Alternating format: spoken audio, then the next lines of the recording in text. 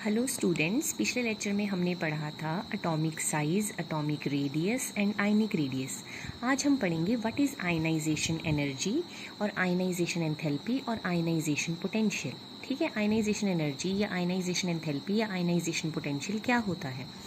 It is the amount of energy required to remove most loosely bound electron that is valence electron from isolated gaseous atom.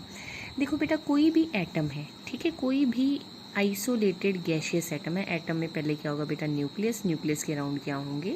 Shells. ठीक है, और shells में क्या होंगे? Electron. तो सबसे last electron, most loosely bound electron, सबसे last electron को क्या कहते हैं बेटा? Valence electron.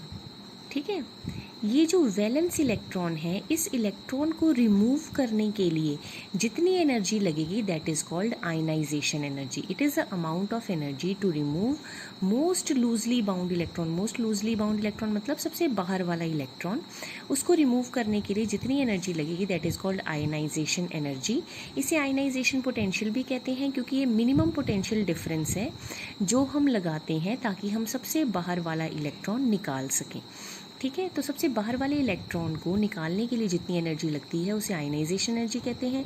इसकी यूनिट्स होती हैं इलेक्ट्रॉन वोल्ट पर एटम और किलो जूल पर मोल और किलो कैलोरी पर मोल। ठीक है, ये इसकी यूनिट्स हैं। अगर आपको यूनिट कन्वर्जन देखनी हो तो एक इलेक्ट्रॉन वोल्ट पर एटम 23.06 किलो कैलोरी पर मोल के बराबर होता है या 96.49 किलो जूल पर मोल के बराबर होता है। ठीक है, तो ये है आयनाइजेशन एनर्जी। अब होता है successive ionization energy. Successive ionization energy क्या होते हैं कि अगर आपने पहला इलेक्ट्रॉन रिमूव कर लिया, जितनी एनर्जी लगेगी, सबसे बाहर वाला इलेक्ट्रॉन जो रिमूव करोगे जितनी एनर्जी लगेगी that is called first ionization energy. उसे कहेंगे पहली ionization energy. Amount of energy required to remove first electron from valence shell.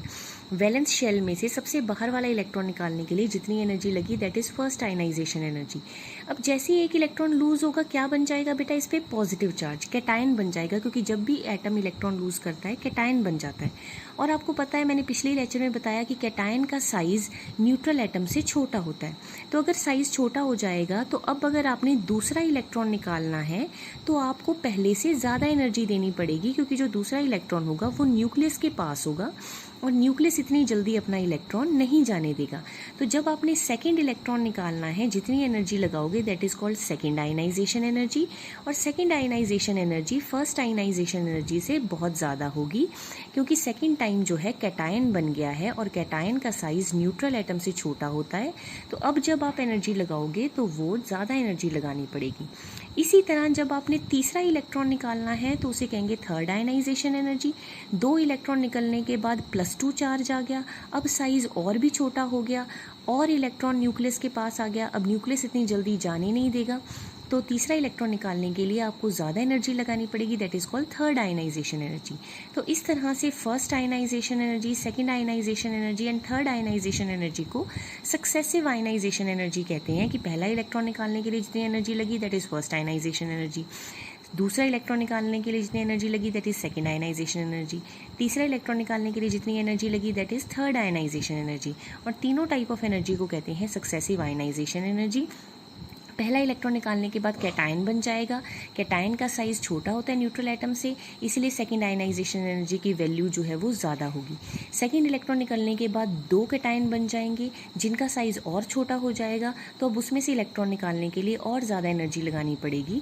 तो थर्ड आयनाइजेशन एनर्जी सेकेंड से भी ज़्यादा होगी। तो ऑर्डर क्या होगा? थर्ड की एनर्जी सबसे ज़्यादा, फिर सेकेंड की, फिर फर्स्ट की। So this is ionization energy and successive ionization energy. I hope आपको समझ आ गया होगा। कोई डाउट होगा तो आप मुझे पर्सनली मैसेज करके पूछ लें।